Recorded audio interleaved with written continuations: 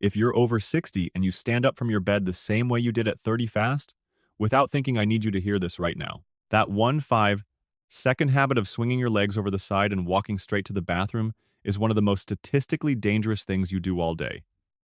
And almost no doctor has the time to warn you about it. Every morning between 6 and 10 a.m., your blood is thicker, your medications are weaker, and your body's internal pressure system is running on a delay. When you stand up fast in that window, your brain can lose blood flow for 3 to 5 critical seconds. That's enough for a fall, a fractured hip, a head injury that changes everything. The reassuring part, once you understand why this happens, preventing it takes less than 3 minutes. In 30 years of practice, I have seen too many patients end up in my office after a fall they never saw coming, all because of a morning habit nobody told them to change. Today, I'll show you 7 reasons your morning routine may be putting you at risk. And reason number 1 is something most seniors do without a second thought. Here's what I'm curious about. How do you get out of bed every morning? Fast? Slow? Somewhere in between? Type it below. Your answer might save someone who's never thought twice about those first 15 seconds. I'm Dr. Walter Pembrook, and what I'm about to tell you today could be the most important thing you hear all year, not because it's complicated, but because it's so simple that the entire medical system has overlooked it. For 30 years, I've treated older Americans the way I'd treat my own parents, with honesty, respect, and zero jargon. Today, I'm going to walk you through exactly what happens inside your body in those first dangerous seconds of the morning, and give you a step-by-step way to protect yourself starting tomorrow. Let's begin with the reason nobody suspects. Reason #7, your blood is at its thickest when you wake up. If you're like most older Americans, you stop drinking water around 7 or 8 inches the evening. Makes sense, nobody wants to get up 3 times a night to use the bathroom. But here's what that habit does to your blood by 6 a.m. For 8 to 10 hours, your body receives zero fluid. Meanwhile, it keeps losing moisture through breathing, through light sweating, through every normal biological process that doesn't stop just because you're asleep. By the time your alarm goes off, your blood has lost a significant amount of its water content. What's left is thicker, slower, stickier. Think of it like this. Imagine pouring honey through a coffee filter versus pouring water through that same filter. The water flows through instantly. The honey crawls, it clogs, it barely moves. That's the difference between hydrated blood and dehydrated blood inside your kidneys, your brain, and every small vessel in your body. And when you stand up fast with thick blood, your heart has to work twice as hard to push that sluggish fluid uphill against gravity toward the one organ that cannot survive without it. Your brain. If it fails for even 3 seconds, you get dizzy. 5 seconds, your vision goes dark. 7 seconds, you're on the floor. But the danger goes deeper than dizziness. Thicker blood clots more easily. Research has shown that the early morning hours carry the highest risk for ischemic stroke, and dehydration is one of the primary reasons. Your blood is literally more likely to form a dangerous clot at 6 a.m. than at any other time of the day. One of my patients, a 76-year-old retired firefighter from Pennsylvania, came to me after a fall in his hallway at 5:50 inches the morning. No injuries, thankfully. But when we ran his labs, his blood was so concentrated that his doctor in the ER flagged it immediately. Dr. Pembrook, I drink plenty of water during the day. I just don't drink after dinner. That was the problem. His daytime hydration meant nothing to a body that had been running dry for 10 hours straight. What to do instead? Keep a glass of water on your nightstand. Before you sit up, before your feet touch the floor, drink at least 8 ounces. Not coffee, not juice, plain water. This single habit begins to reverse the overnight fluid loss and gives your heart the volume it needs to push blood to your brain when gravity kicks in. It takes 10 seconds. It costs nothing, and it might be the most important glass of water you drink all day. Now, if that surprised you, wait until you hear what your own medications might be doing to you at 6 a.m. Reason #6, your medications are at their weakest when you need them most. If you take blood pressure medication in the evening, and most seniors do, there's something your pharmacist probably never explained. Every drug has a peak and a trough. The peak is when the medication is working at full strength in your bloodstream. The trough is when it's almost gone, worn off, used up, barely protecting you at all. For most evening-dosed blood pressure pills, the trough hits right around 5 to 6 a.m., the exact moment you're about to stand up and challenge gravity. Let that sink in. The window when your body is under the most stress, thick blood, sluggish reflexes, a heart transitioning from sleep mode to full power, is the same window when your protective medication is running on fumes. It's like driving through the most dangerous stretch of highway with your seatbelt unbuckled. The road is the problem, but the missing seatbelt is what turns a bump into a catastrophe. A major review in the European Heart Journal confirmed what cardiologists have suspected for years: this medication trough during the morning surge is a primary driver of early morning strokes and heart attacks. Not because the drugs don't work, because they're not working at the right time. One of my patients, a 9-year-old retired nurse from New Mexico, knew more about medications than most people I treat. She took her lisinopril at 9 p.m. every night like clockwork. Perfect compliance. But every morning around 6:15, she felt lightheaded for a few seconds after standing up. She dismissed it. "I'm a nurse, Dr. Pembrook. If it were serious, I'd know." When we checked her morning blood pressure, it was dropping 28 points the moment she stood. Her medication had peaked at midnight and was nearly gone by dawn. She was walking into the most dangerous part of her day with almost no pharmaceutical protection. "All those years in medicine," she said quietly. "And nobody ever told me about the trough. Nobody tells most people what to do instead." At your next appointment, ask your doctor one specific question. Is there a better time to take my blood pressure medication so it covers me in the morning? This is called chronopharmacology, timing your medication to match your body's natural rhythm. For some patients, simply switching from an evening dose to a morning dose or using a longer-acting formulation closes the gap entirely. Don't adjust anything on your own, but ask the question, because the answer might change the most vulnerable 30 seconds of your day. And this brings us to something that affects every older American differently, but almost no one sees it coming. Reason #5, your body's pressure sensor, is running on a delay. There are two tiny sensors sitting in your neck right now, one on each side, tucked inside the walls of your carotid arteries. They've been there your entire life. And for decades, they've done something extraordinary without you ever knowing.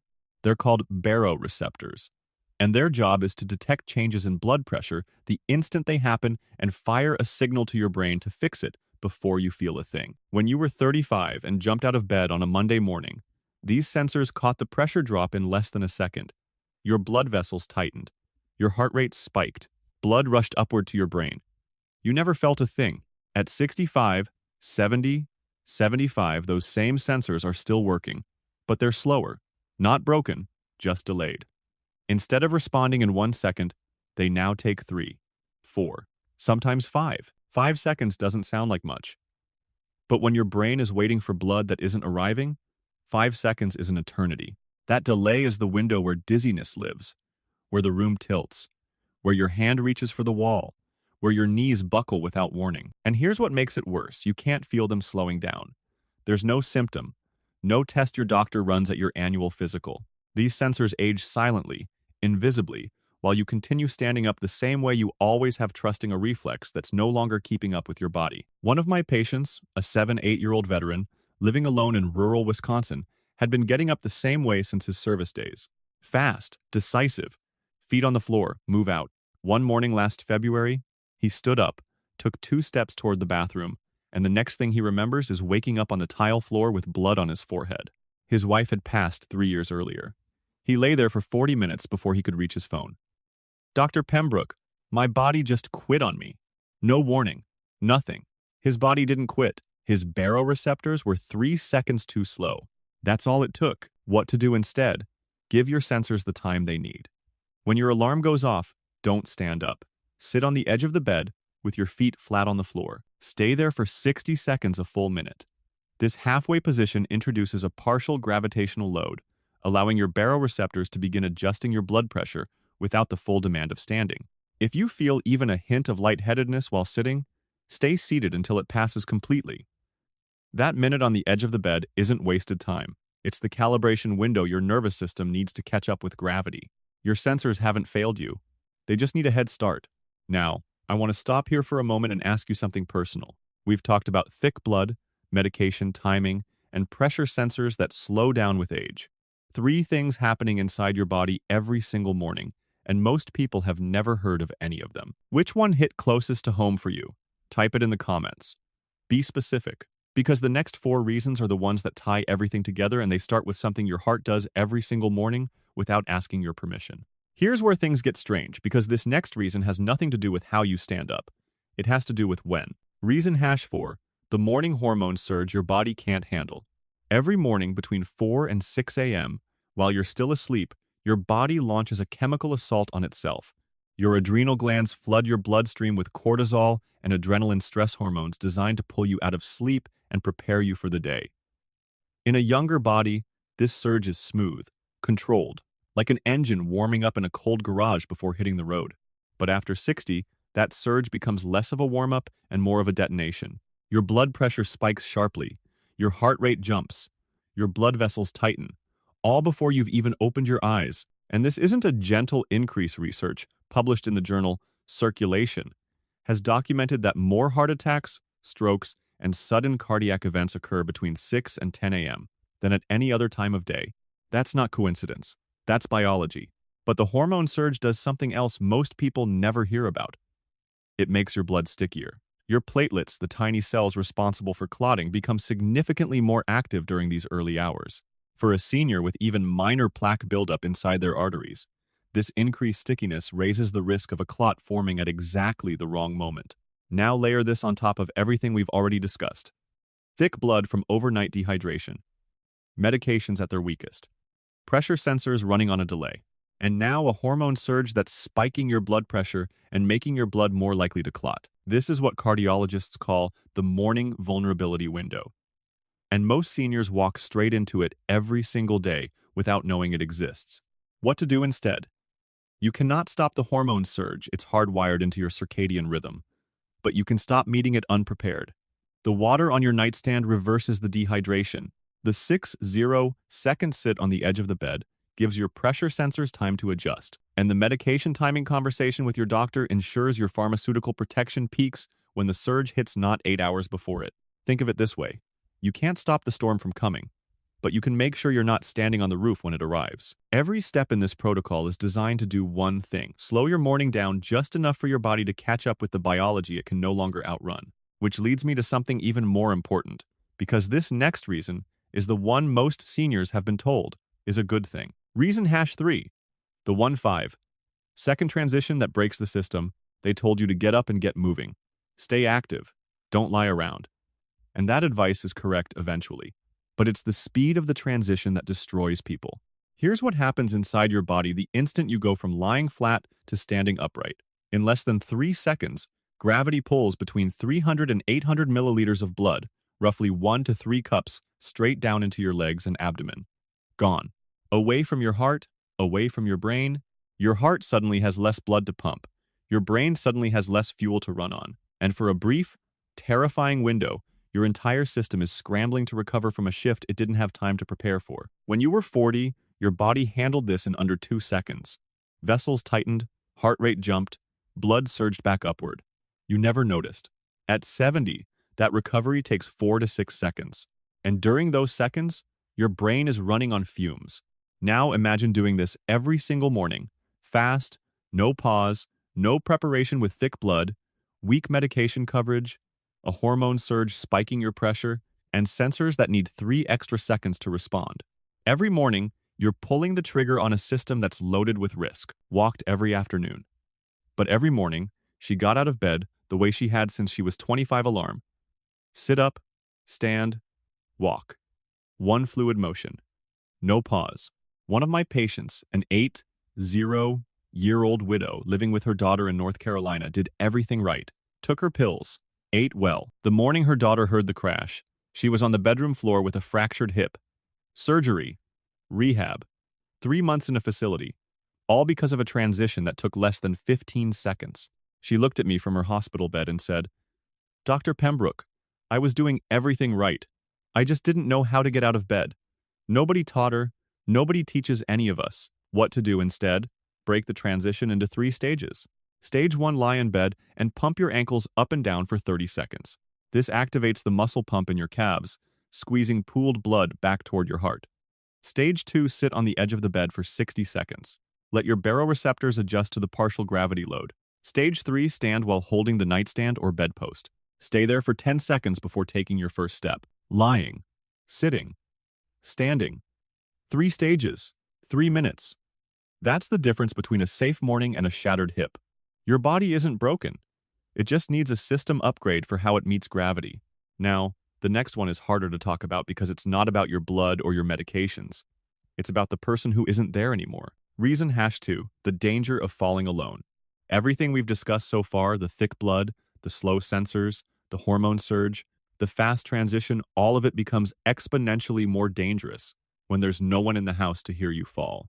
And for millions of older Americans, that is the reality every single morning. After a spouse passes, after the kids move to another state, after the house that was once full of noise becomes so quiet you can hear the clock in the hallway. You wake up alone. You stand up alone. And if your body fails you for those 3 to 5 seconds, you fall alone. A fractured hip for a 5-year-old who falls in front of their family is serious. A fractured hip for a 5-year-old who falls alone and lies on the floor for 45 minutes before anyone knows that's a different category entirely. That's where hypothermia begins, where dehydration accelerates, where the fear of being found becomes its own kind of trauma. Research from the Journal of the American Geriatric Society shows that the time spent on the floor after a fall is one of the strongest predictors of long-term outcomes. Seniors who lie on the floor for more than 1 hour after a fall are significantly more likely to be hospitalized, to lose their independence, and to never fully recover.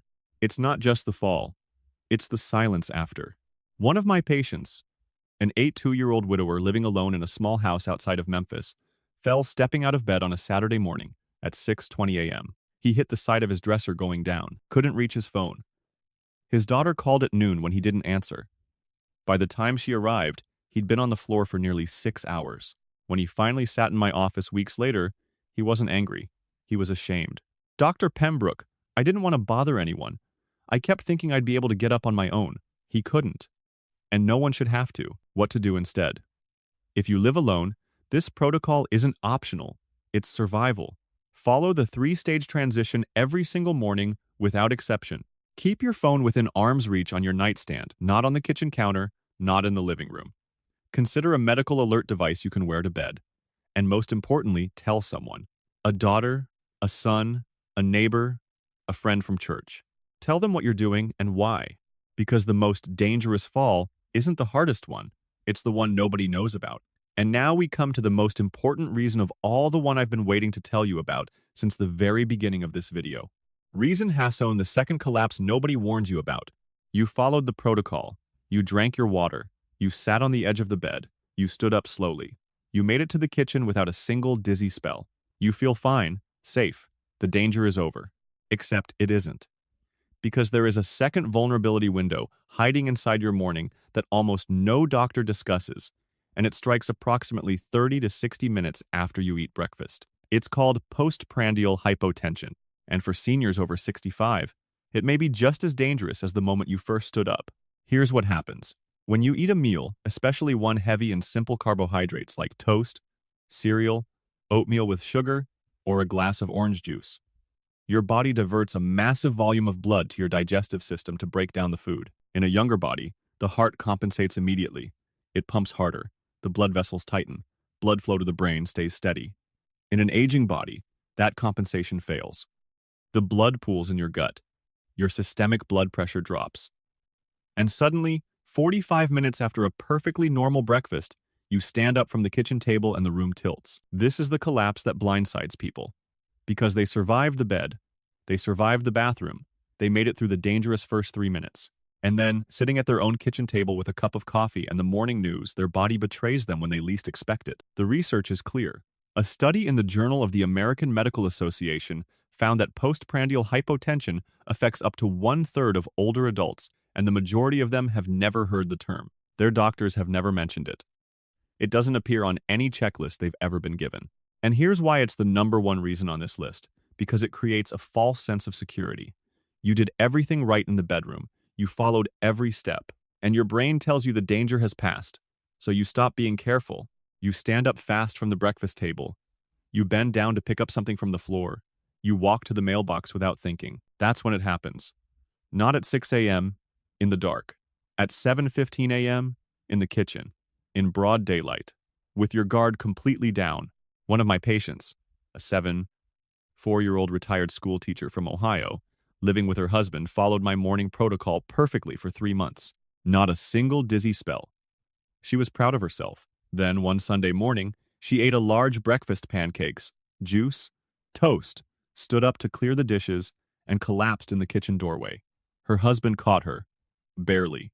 She sat in my office the following week, shaken, confused. Dr. Pembrook, I did everything you told me. I don't understand. I was fine when I woke up. She was fine when she woke up. But her body wasn't finished being vulnerable. It had one more trap waiting, and she walked right into it because nobody had told her to keep her guard up past breakfast. That conversation changed how I practice medicine. Now, every patient who leaves my office doesn't just get the 3-minute morning protocol. They get the breakfast warning too. What to do instead? Treat the hour after breakfast with the same respect you give the first 3 minutes of your day. Stand up slowly from the table. Hold the chair or the counter. Take a few seconds before walking. If you feel foggy, sleepy, or slightly off after eating, sit back down immediately. That's not fatigue. That's your blood pressure dropping. Eat smaller meals in the morning rather than one large breakfast. Avoid heavy, simple carbohydrates. First thing, swap the pancakes for eggs, the juice for water, the sugary cereal for a handful of nuts and berries. These foods digest slower and demand less blood from your system. And remember this, the most dangerous moment of your morning isn't always the first one. Sometimes it's the one that comes an hour later, disguised as a perfectly normal Sunday breakfast. Your morning doesn't end when you leave the bedroom. It ends when your body has fully transitioned into the day. And for most seniors, that takes longer than anyone ever told you. So let's go back to where we started. I told you that something you did this morning, something that took 15 seconds, might be the most dangerous habit in your day. And now you know why. Your blood is at its thickest when you wake up. Your medications are at their weakest. Your pressure sensors are running on a delay. Your stress hormones are surging. Your body can't handle a fast transition from lying to standing. Falling alone can turn a dizzy spell into a life-changing event. And even after you survive those first 3 minutes, your breakfast can trigger a second collapse you never saw coming. 7 reasons, all happening inside your body every single morning. And until today, chances are nobody had ever explained a single one of them to you. That's not your fault. In a 5-minute doctor's appointment, there's barely enough time to check your blood pressure and refill your prescriptions. There's no time to talk about the first 30 seconds of your day. No time to explain why your neck sensors are slower now. No time to mention that your evening pill has worn off by dawn. But now you know, and knowing changes everything. Let me tell you what I've seen in my own practice. Patients in their 70s and 80s who start this protocol, the water on the nightstand, the ankle pumps in bed, the 6-0, second sit, the slow stand, the careful breakfast, they don't just stop falling. They stop being afraid of falling. And that might be the most important change of all. Because fear of falling is its own kind of prison. It keeps you in bed longer than you need to be. It keeps you from walking to the mailbox, from visiting your grandchildren, from living the life you spent 60 years building. This protocol gives you that life back. Not by making you younger, not by reversing time, but by giving your body the 3 minutes it needs to catch up with gravity so you can spend the other 23 hours and 57 minutes living without fear. You have earned every single day that lies ahead of you. You raised families. You built careers. You served your country and your community. These are your years, and you deserve to walk through them standing tall, steady, and safe. Leave a comment below with the word slow, so I know you're going to take those 3 extra minutes tomorrow morning. That one word might be the reason someone scrolling past this video decides to watch it. And if you haven't already, subscribe to Dr. Walter Pembrook and tap that notification bell. Your body hasn't given up on you. It just needs a new set of morning rules. And now you have them. If this video changed how you think about your morning, do one thing for me. Send it to someone you love. A spouse, a parent, a neighbor who lives alone, a friend from church you haven't called in a while. Because the person who needs this most might be getting out of bed right now the same way they have for the past 40 years, and nobody has ever told them to slow down. Every week, I share the health truths. Older Americans deserve no jargon, no fear, just honest answers from a doctor who treats you like family. I'm Dr. Walter Pembrook. Stand up for your health, just make sure you do it slowly. I'll see you in the next one.